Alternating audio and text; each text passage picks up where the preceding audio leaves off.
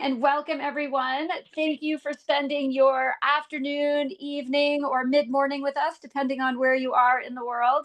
We are excited to do what I hope you'll find to be a kind of How do I make short, them bigger? interactive, snappy It workshop to understand your clothes better, looking through the lens of microfiber Yeah. pollution and understanding clothes to take actions, and then talking about actions that we all at all levels of upstream and downstream of consumers can take to address this problem.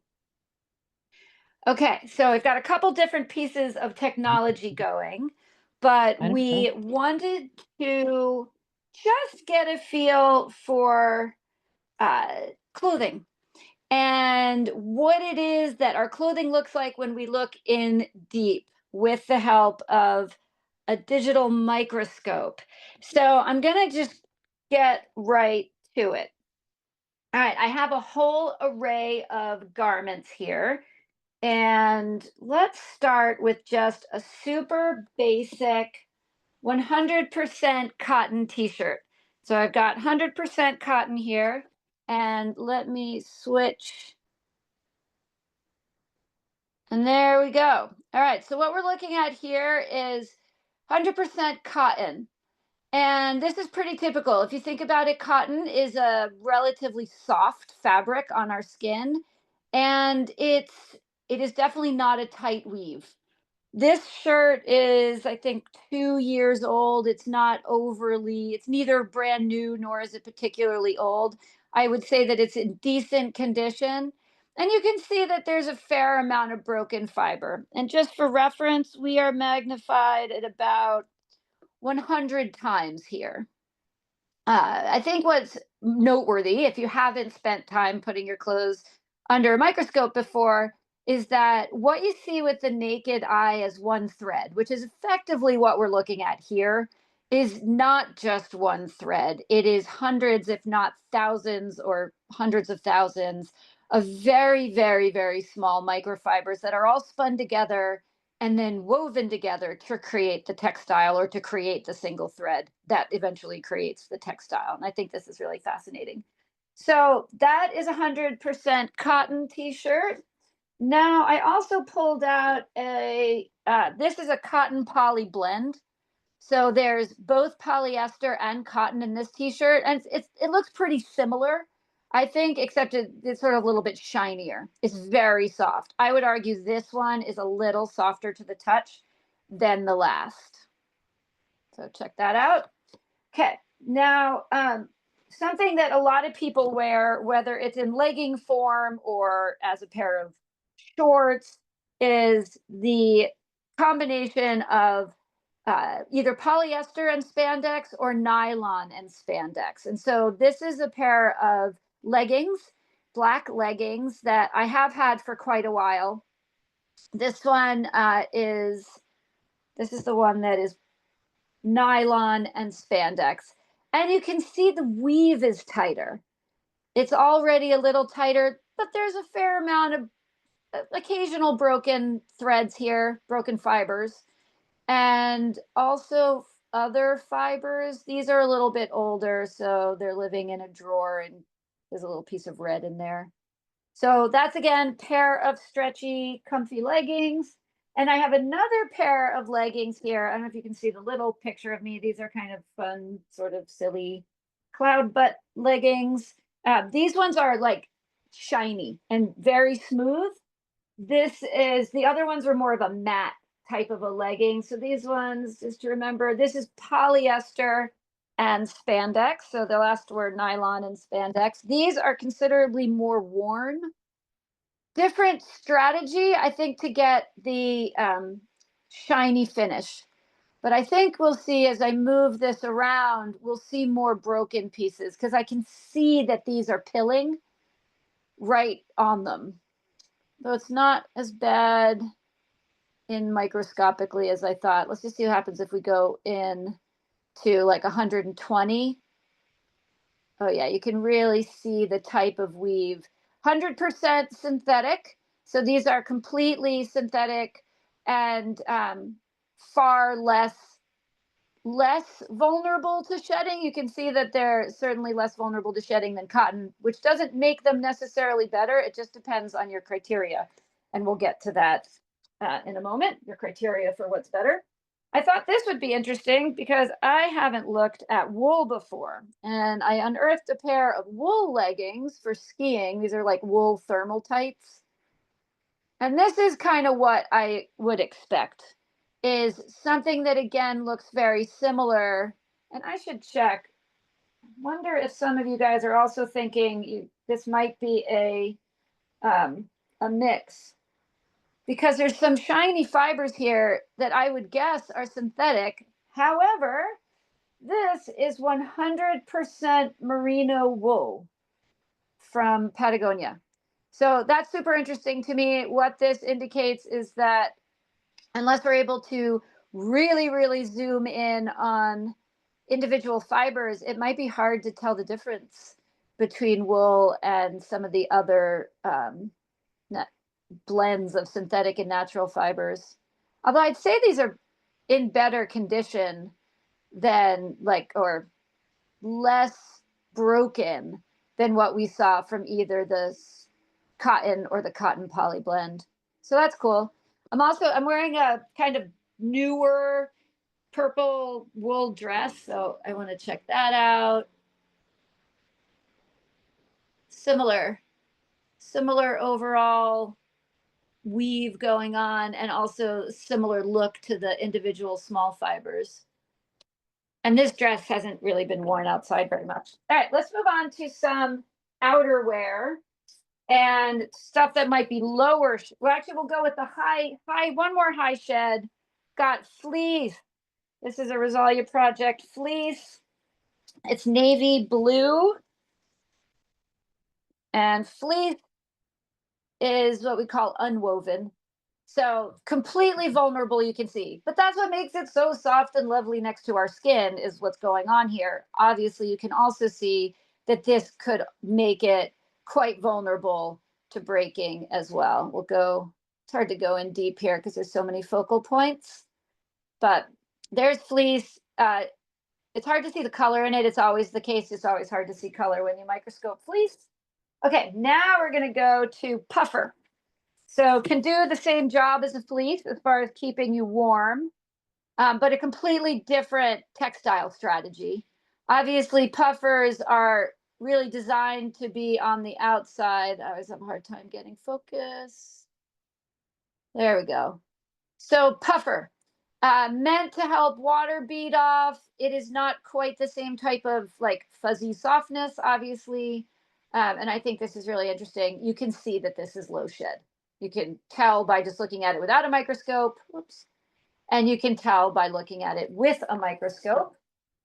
Here, we'll do another low shed. This is a hard shell jacket that were given when I go on expedition in the Arctic, or kind of I put this a hard shell jacket. And also this has only been used for about 2 weeks. Okay, so here's that. Now I've got, when I was looking at jackets that would be interesting, I thought it would be interesting to look at a raincoat. So this is an actual just straight up raincoat. Okay. So there's a raincoat. This is obviously expected. Everyone should be like, oh, I pretty much knew what a raincoat was going to look like. Let's see if I can go in really close. No. Totally tight weave, meant to repel water and the elements. Not very sheddy. Okay, I have just a couple more items. One is this orange shirt. This is an orange polyester shirt. For those of you that we haven't met, this shirt is the one that we wear while we do our science, our CSI for the ocean, because interestingly, orange is one of the least found fiber colors in nature in our samples. So it helps us identify that it's contamination, it's from us. Also, this, you can't tell with this 100 times magnification, but when we magnify to 400 times, you can see that these fibers are actually a very unusual square shape, which is super cool. Oh, here we go. You can't see the square shape here, but you can see these sort of polyester fibers. And also, this shirt is a fairly tightly woven shirt for something that's stretchy and that isn't made as outerwear. And so it's low shed. It is hot. Like it's not that comfortable. We had them on expedition in Hawaii, and that was far more challenging than having them on expedition in the polar regions. But that's kind of all part of the strategy. And for us not getting very much into our samples, it was worth sweating to death. And then my last two, which I haven't looked at, this is a acrylic beanie. We know from a paper that was done a bunch of years ago that an acrylic top shed even more than um, polyester. This was made to be crazy fuzzy. And to tell you the truth, I brought this on my last expedition in Antarctica and then promptly put it in a bag under the bed because I realized that it was shedding into the samples, even just from wearing it, not during sampling. So that was a lesson I should have known before having to learn it. And then finally, this is interesting hat. This hat is a combination of unusual things. I got it in South Georgia in the Southern Ocean. And this one is made of merino wool, interestingly, possum. I hope possums don't die for that, and silk. So this will be a cool combination.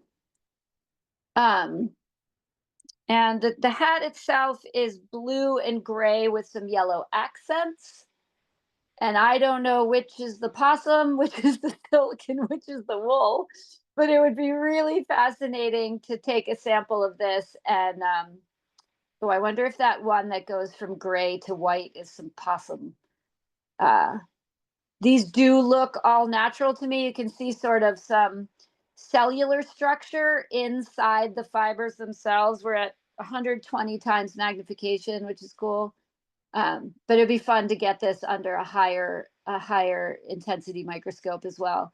But there is information here that these all come from creatures as opposed to the lab.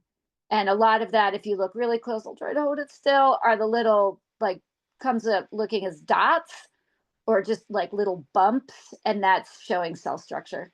So those are some of the ways that we tell synthetics from naturals apart when we've taken samples and we are trying to figure out what we found. Okay, so let me stop sharing. And okay, hello again.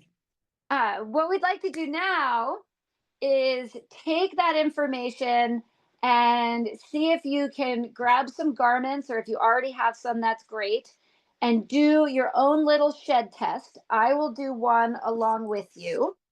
The supplies you need are really simple. And we can give you guys time to secure this stuff. I've got some packing tape. This is kind of fancy, very, very clear packing tape, but honestly, any packing tape will do. And don't sweat it if you don't have the wide stuff, but if you have choice, grab the wide. I have a tape measure, but you can just use your hand, and scissors so you don't make a mess of the tape. Piece of white paper. And then ideally, you will use dark colored items if you have white paper. It just makes it easier. So while I will give you time to gather your supplies, I'm going to pick some of these pieces out to compare. Okay. I'm going to use 3 garments, and you can do as many as you want. I'll share mine. So if you don't have stuff with you, don't sweat it. What we're going to do is just however many garments you have, that's how many pieces of tape you need. And if you make it around 6 inches or more or less the length of your hand, it just needs to be smaller than like 8.5, so it fits this way on your piece of paper. Okay, so once you've cut a piece of tape, I've got one ready. All we're gonna do, and I'm just gonna hold it up here. I'm just gonna sort of tuck it. One thing to note before you do this, I have done this with these garments before, so I know that the tape doesn't make a crazy, it doesn't make a mark. If you haven't done this before or you're worried, I recommend going to the inside. So here's the outside of my fleece. This is a fleece jacket. See, I'm going to do this on the inside so I can't mess anything up. I don't want anyone, we don't need to ruin a garment in the name of science. Okay, so you take your tape and put it flat on the garment. And then, and it's important that this is as consistent as you can get it. Do 1, 2, 3 times, just kind of same pressure each time. We're going to try to make that as consistent as possible because it's the only real way we can compare. And once you've done those 3 times, peel it off, not like you're getting waxed. It's not like a crazy, but kind of gently. Again, the goal isn't necessarily to see how much we can get off, just to see what comes off with repeated methods. So I'm just peeling it off gently and then putting it on the top part of a piece of paper. There it is. What's crazy is you don't even need a microscope or anything to see how much fuzz came off for that tape test number 1 on my fleece. Okay, so I see some people are working. While you guys are doing that, I'm going to do my second. And it's good to mark it or remember. So I'm writing just fleece down. Okay. My second garment for me is one I haven't tested. It's going to be that the wool leggings, just to see in a consistent way. They look like they'll shed a fair amount, and I'm not as worried about wool as I am about synthetics, but I am curious. So I'm putting it on my garment. Again, I'm going to give it 1, 2, 3. Okay, and peeling. Okay. And this one, oh, I would say it is visually just a little bit less than my fleece. Okay. And I'm going to do one more so I can show you guys just the difference. I have to cut one more piece of tape. I'm going to do a puffer. Okay, I'm going to do that same. It's a black puff jacket. So if anything comes off, the black fibers should be visible. And same exact thing. I put the tape down. I'm going to do 1, 2, 3, and peel it off. Again, it's the same rate, ideally, that I did the others. Okay, so that's a puffer. And the second one was wool leggings. Okay, so I am curious if, all right, I'll show you mine and then you guys can show me yours. So first off, I'm going to switch back to the, let's see, I'm going to share again and show the digital microscope just to make it a little, well, actually, I'll show you first naked eye. So you can sort of even, I don't know if it's coming through, but you can sort of see that. I'll show you on my microscope. It's hard to see on this. So photo booth. There we go. Okay. So first I'm going to show you the fleece. So this is running the microscope over the tape from the navy blue fleece. So it's one end to the other. I would say by any yardstick, this is a high shed garment. This is a lot of stuff to come off with relatively, oh, that's my hair, not a lot of aggressive pushing on it. Okay, this one is my black leggings. It's about the same, kind of what I expected. Maybe a touch less. And then here's the tape from my puffer. As you can see, there's virtually nothing here. And that's a sort of good example of low shed versus high shed. And I'm curious if anyone else has any that you would be happy to show in front of your screen. I don't mind sharing. I've got, Great. It's pretty boring. Well, that's good. Have you found some low shed things? But you can't really see an awful lot. I got a poly cotton t-shirt Yeah, that is blue, yeah, which is 70% cotton, 30% polyester. Um, and then all I could find very quickly was a polyester running top, but I just was interested to see what would come off there.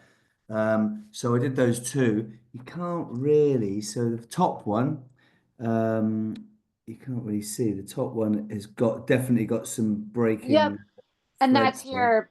the light blue. Yeah. Yeah, And the bottom one has got a few actually, but not obviously as many. yeah. Awesome. And is that what you Not as- expected? Yeah, Yeah, yeah, for sure. yeah. I mean, if I had I mean, like you had on your microscope a second ago, if I had that rolling over the top of it, I could definitely see quite a lot of blue. I can see quite a lot of blue on here. Yeah.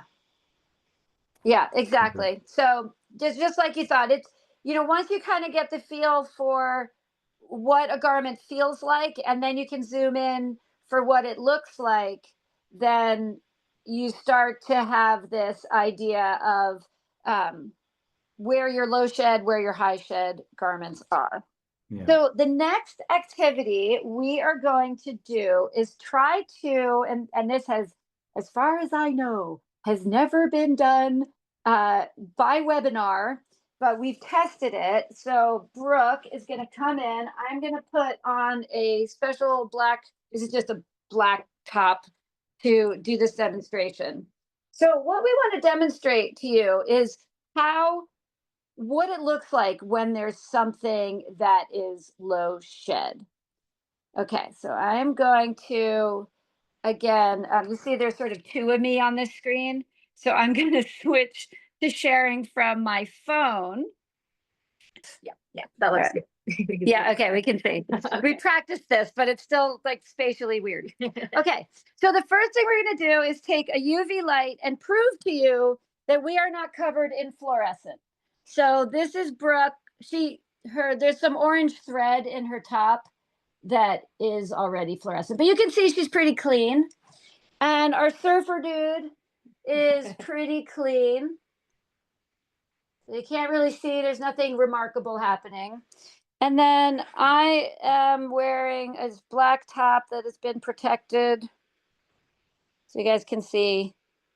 All right. All right. So Brooke is going to put the top on. Just all she's doing is just having a moment. There you go. Okay. Don, you look great.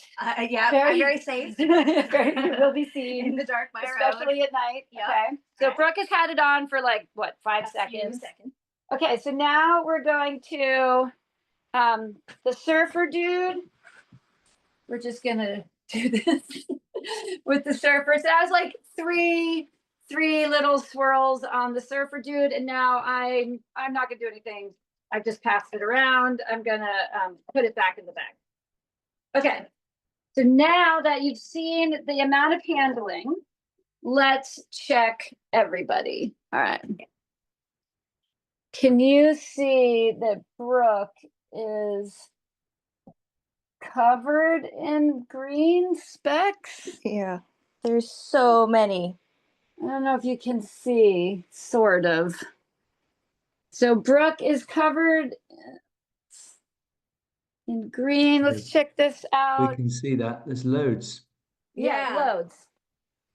Can you see that? What's the best angle? I think. Well, that's just off one wear. Yeah, so she had it on for 5 seconds. Here's surfer dude. We kind of rubbed it on the surfer dude. Oops. Oh, keep moving. Yeah. And then let's see with me, all I did, I was just like collateral. And I don't have as much, but honestly, I do still have green on my top from just handing the thing around. So we're going to switch it so you can see me again, but this is a little better in real life. That the fact that you said you could see it is great. The point being that when you do have something that is high shed, it really can be quite high shed, and it can get kind of stuff everywhere. Even though this is just happening, I am not dirtier than I was or Brooke 5 minutes ago. This is just happening all the time. So to kind of wrap this up, let me share one more time. What does this all mean? So for me, understanding our clothes needs to be part of this bigger strategy. And so here's some things that I kind of think about in the bigger picture. And one of those things is that not all plastic is bad. I know that's sort of an oversimplification, but for me, when it comes in particular to clothing, I don't think that we can feed and clothe the entire world's population using just agriculture.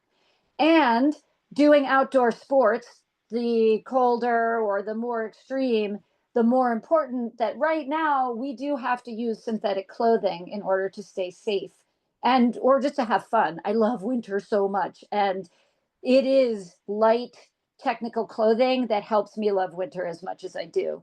And so not all plastic is bad. That said, that plastic that leaks into our environment can be harmful. We know that plastic that moves into the marine food web can be harmful. And we know it's not conjecture anymore, but we know, especially with research that's come out in the last 18 months, that plastic that moves into the human body can be harmful. We also know that we're not always right. That's a kind of humanity that the collective we thought that lead pipes were going to be okay, or that asbestos was going to do what it needed to do and nothing else. And so with those kinds of, I would call it an innocent mistake, just not understanding the future down the line information that we might gather. We have to operate that we can be wrong again. And that means making some changes and taking action. And what's particularly, for me, inspiring when it comes to the problem of microfiber pollution as it relates to clothing and the fashion industry is that solving for this problem will also solve for some other very big challenges that we're facing on our planet, including climate change. So for actions as it relates to microfiber pollution and our clothes breaking up and ending up in the environment, we've got some actions for you. So the first is to take care of the clothes you have. The one thing I kind of want to ask everyone to raise your right hand and solemnly swear that you will not throw away your fleece after you hang up from this webinar. But instead of doing that, you will use it strategically and take care of that and all of your clothes, perhaps a little bit better than you might have before. So we'll start on the taking care of clothes side. In order to make less microfiber pollution, you can use some strategies like washing in cold water. It's incredibly huge difference between cold and hot water in terms of making your clothes break. Every strategy that reduces microfiber pollution when you're addressing your clothes directly is also a strategy that helps your clothes last longer, because the making of microfiber coming off your clothes is also the degradation of your clothes. It's the same thing. So using cold water, but even before that, washing less and spot cleaning when it makes sense. Please do use the laundry when your stuff is dirty. We're not taking an extremist view of saying don't wash your clothes, only when it has to happen. So cold water, spot clean, cold water, 3/4 to full loads. This is an interesting one. The fewer garments in your wash, the more those garments can rub against each other and the more they fragment. And so 3/4 to full loads means that you are reducing the microfiber pollution or the microfiber fragmentation that's happening. If you have one, use a core ball. There's one right here. This is a little device, if you haven't met one before, that you put in your washing machine, and it does two things. It helps keep your clothes apart, so it helps reduce shedding in the first place. And for many people, it also helps collect clothes or collect fibers that do break off. Then hanging dry, when it comes to the dryer, dryers also cause shedding. And so when you can not use a dryer, that's a good practice. We can't always do that in the Northeast where it's really cold out. And I've also been told in London it's difficult because of smog. So that kind of defeats the purpose. So as possible, to dry your clothes not in a dryer. Then in in the side of slowing fashion down. Oh, let me go to first strategic use of your clothes. So this is why I don't want you to throw your fleece away, because your fleece can still keep you warm. But it would be better if it kept you warm in a way that it didn't emit fibers into the environment. And so for me, that just means wear your fleece inside more often than outside. And when you want to wear it outside, wear it on the inside of something that's lower shed. And now you all know how to even just feel or look at something that's lower shed. So if it were cold out, rather than, actually, this is probably too aggressive, I would wear a puffer. That's been one of my biggest behavior changes in all of this is instead of wearing fleece, I pretty much wear puffer now. I am experimenting with wool as well, including as outerwear, but there's just some days that I need to not have the snow getting in. So puffer has been a great low shed option. It's still synthetic, but I wear as much as I can recycled one material, polyester puff jackets, ideally from companies that will take them back if they die. And I also repair them when they break. So that's some strategy there. Okay, slowing fashion down, it's all related. Just trying to make your clothes last longer and not necessarily buying new with great frequency. Sometimes this requires some strategy and willpower, but it certainly makes a difference and it's good for your budget as well as the planet. We're always trying to think of ways that people can fight retail therapy. And when asked, we asked some kids once and they thought puppies solved all things. And I'm kind of inclined to agree. Okay, oops. So it's not all just about consumers. That I don't believe that consumers are the only solutions or sit in the only area of solutions to all these kinds of environmental problems that have to do with ocean pollution, but that there are solutions that occur upstream of of consumers. So in the industries that are responsible for making our things, and in industries that are downstream of consumers, which include, in this case, washing machines and dryers, as well as other types of waste management, septic system engineers, wastewater treatment plants, and that kind of thing. So, in those industries, we need to drive innovation. And wherever we all collectively have the opportunity to do that, whether that's as an engineer, as a decision maker, or even as a consumer who's requesting a washing machine with a built in uh, fiber catcher or requesting low shed clothing, that is something important. Another piece of innovation, in addition to resilient clothing, that I think really pushes this whole problem forward to make an impact is supporting people who are working on making technical clothing out of renewable resources. So renewable resources standing in contrast to fossil fuel based extractive virgin plastics. But also, can we get technical clothing and performance clothing out of something that might be a waste product or growable? And the cool thing is that is totally happening. I got to be a judge in the this is called the Microfiber Challenge, and there's some really cool work going done, but it needs support. It's in the small stages, at least a couple years ago. And finally, sometimes it is hard to generate will just for the sake of the planet, even though human health is a big factor. So supporting policies that are science-based and make sense to help fight this problem is something that I certainly am in favor of. And policy examples might be uh, having a maximum daily load or something like that, to say that washing machines do have to be fitted with some kind of device that reduces the amount of microplastic in or microfiber in the effluent. So to wrap up, I want to hear from you guys. So warm up your typing fingers. Okay. So get ready. I am curious. You can either do this visually or you can type it in. I'm happy either way. So if you want to vote visually, turn on your camera. If you want to vote in the comments, you can do that too. I'm going to list just a few different solutions or strategies of solutions to the problem. If you think that you would like to see this happen, give it a thumbs up or a yes. If you are like I need more info, I don't know how to answer that, you can give a so-so or a question mark in the comments. And if you don't like the How do I do solution, this? you can give it a thumbs down. Okay, so labeling laws on garments.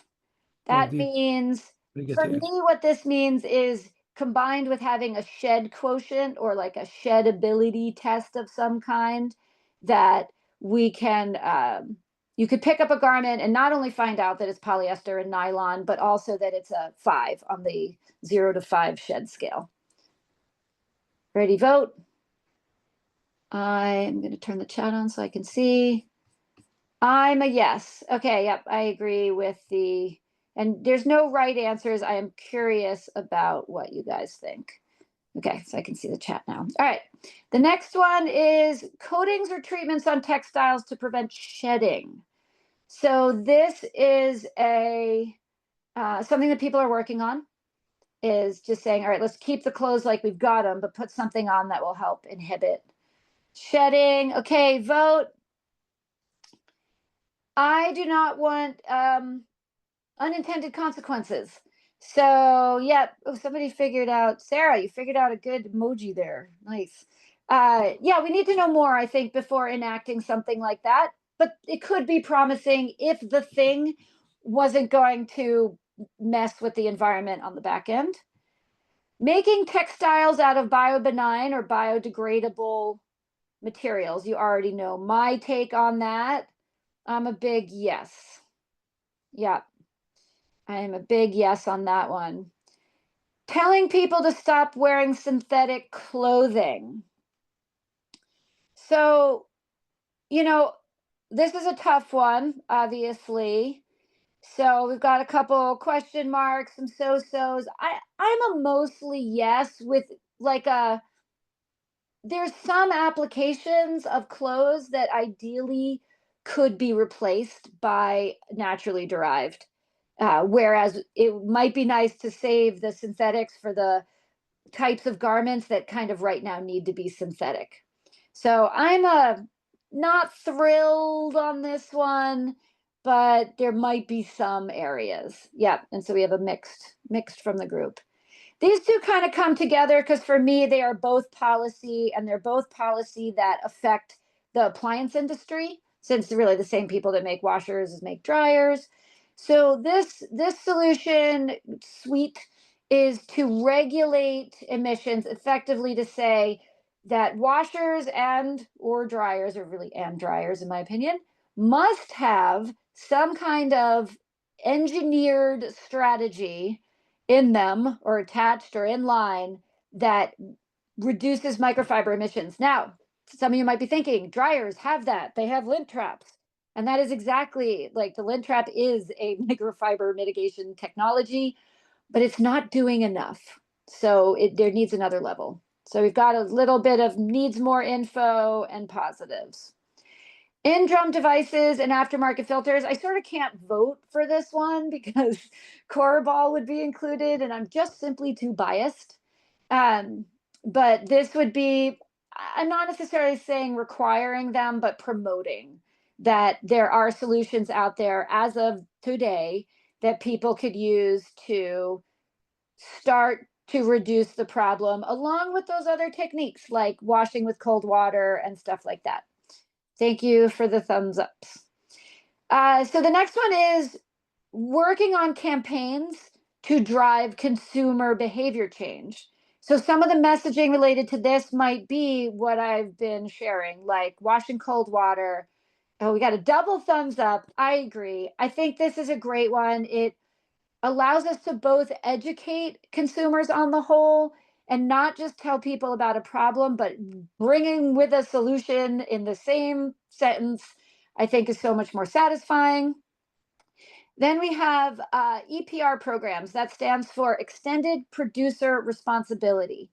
So examples of EPR programs would be charging the people who make the things, charging them a sort of tax of sorts in order to help mitigate the back end of the problem that their product is part of generating. This one is super controversial. It is difficult. Yeah, I appreciate the thoughtful answers that we need to do this at all levels, upstream of consumers, but also um, at the manufacturing level. Yeah, this one's tough. I recommend if you're interested in this, like doing a little Googling about EPR programs. Like there's ones about paint and mattresses, I think is a new one, and batteries and things like that.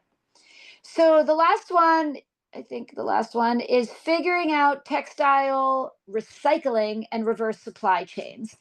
This seems like it might be a kind of add-on, but if you think about it, if we are collecting our collective microfiber before it gets emitted, then we are stuck with a material that right now has to go to landfill because it's mixed materials. God only knows what's in there. It could be 10 different things. Some of them absorb water, some don't. They have different melt temperatures. It's very hard to make something valuable out of mixed microfibers. Though, interestingly, just in the last few months, I heard about a plant in, I think maybe Ohio, that is mixing them into cement. So there's some hope. I agree. Thumbs up across the board. Whatever we can do here, this is the one that actually really solves for some big problems like sending piles and piles of clothes to countries where they end up on the shores. So thank you so much. I'm going to end with a teaser. You are the first people in public in all the world to learn about this. I'm writing a book. And some of you on this call have been helping. And for that, I am so grateful. This is like the unofficial launch of its cover. This is a book about making decisions, considering what we know now about things like the hazards that microplastics can pose, not just to our environment, but to ourselves, to our human selves as well, and the mix of the decision-making matrix that we have to use right now. And so this is, do you guys remember the Choose Your Own Adventure books of the sort of 80s and 90s? Well, this is written in that style. So it's an interactive guide to making decisions about purchasing or acquiring, or perhaps not purchasing or acquiring different goods. And so keep an eye out. We are aiming to launch pre-orders at the end of June or July. There'll be a release date in early August, which means that's when things that pre-ordered ship. And we are officially launching the book at the Chautauqua Institution in Western New York towards the end of August. This is how to keep in touch. And I really, really appreciate everyone spending, depending on where you are here, it's a very beautiful afternoon, looking at doing a deeper dive into your clothes. And we definitely do have time for some questions. So I will stop sharing. And yeah, if anyone has any questions or wants to like thoughts or anything, I would love to open this up. But thank you for joining us from near and far. Rachel. Thank you, Rachel. That was really informative, actually. It's quite late here. It's 10 o'clock. So I'm going to shoot off, but I really found that was really informative. So thanks for that. Thank you. Thank you for joining us. Have a good sleep. I have a uniform business, so a lot of those points hit home, and we're very much into sort of the recycling side and manufacturing. So Awesome. the question about synthetics I found quite interesting because a lot of the sectors that we deal with want synthetics, they want Yep. polyesters, etc. Yeah. So but we made a decision many years ago to try not to sell things like fleeces, etc. Yeah, just to try to help. But Awesome. you know, ultimately they'll buy what they want to buy, won't they? It's true. It's true. And if you want to keep in touch or have further discussion, it's interesting. The one thing that we could, like, when there's uniforms being washed together, when there's the same material always getting grouped, there is actually hope for some upcycling in that case. And so, yeah, it would be interesting if you wanted to keep in touch. We're easy to find, and we'll Yeah, I remember will your do. name I've got there, your Ed. details actually from I got a That call last slide. off you actually. Thank you. Have a good night. Thanks for Take joining care, us. guys. Thank you. Bye. Thank you, Rachel. Thank you, Annie. I think this was really impactful. Seeing is believing. That's it. Yeah. And that's next time we see any of you guys in person, we'll hopefully we'll have our little UV kit, and we can give you the even more up close and personal impact of that. All right. Thanks, question. Natalie. I actually have a question. Hi, from the West Coast, all you Yep. East Coast people. Question about color, because I did something that was red, then I did a nano puff jacket, and then I did a old fleece top that was blue. Yeah. And it seemed like my red LL Bean flannel had more that came out. So does color make a difference too? I would say that since you did, the only way we could possibly know that would be to have the same exact garment in multiple colors and to find out if, I mean, God only knows, but I think what probably you're experiencing is different textile manufacturing techniques that are causing the different amounts of I love it when animals walk by people's screens. Different textiles giving you different results is my guess. Yeah. So yeah, but it would be interesting. I've heard of like different batches acting Mhm. differently, like one batch of the same textile acting differently. So we would need to do that in a more controlled, a blue one, a red one, and a whatever black one from the same year or white one. something. Yeah. Okay. I Yeah. was just kind of curious. Yep. But your puffer must not have shed very much, right? No, Yeah. no. Cool. And it was red. Yeah. I've had that since 2010. So Oh, that's good. That's another good experiment, is to pit the same type of garment up against itself in different years. I haven't seen very much evidence of my puffers degrading, but now that I think of it, I don't know, Dad, you might have a very, very old puffer. My father keeps jackets forever, which is awesome. That's a big thumbs up for that. So maybe I'll bring my digital microscope back to my parents next time. The only Anyway. reason I keep them is so you can experiment on them. Yeah. Little did you know. Anyway, we'll wrap it up if we don't have any more questions with another big thank you for everyone for joining. And I hope you'll keep in touch, whether it's for the upcoming expeditions. Next one for me is sampling for microplastic and man-made microfiber in the Arctic, in Arctic Svalbard, Greenland, and Iceland. That's at the end of June into July. And then the book launch. Those are the things, and the summer, Rosalia Project summer activities. We're also always available for follow-up questions. So thank you all.